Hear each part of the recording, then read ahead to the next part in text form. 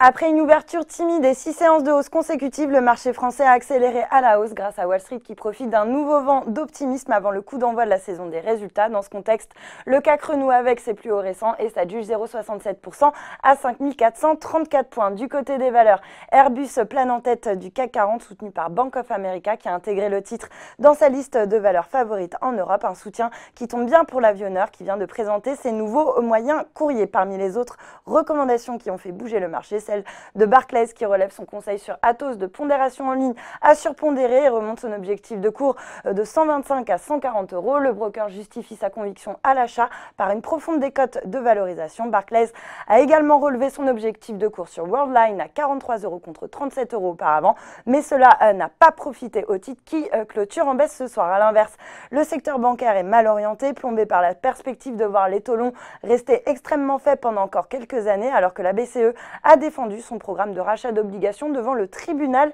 de l'Union européenne. La BCE qui a par ailleurs laissé entendre qu'elle pourrait augmenter à partir de l'an prochain ses achats d'obligations de très longue échéance qui pourraient aller jusqu'à 50 ans, l'objectif étant d'encadrer l'évolution des taux d'intérêt dans la zone euro. Et puis face au spectre de voir les taux rester bas pendant encore longtemps, eh bien Société Générale, BNP ou encore AXA se distinguent parmi les plus fortes baisses sur le CAC.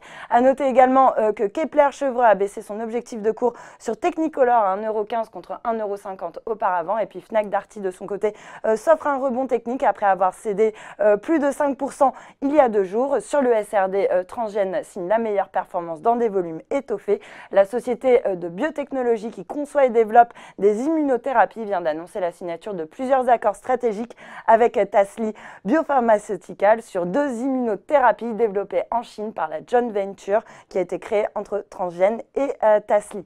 Voilà, c'est tout pour ce soir, mais n'oubliez pas, toute l'actu éco et finance est sur Boursorama.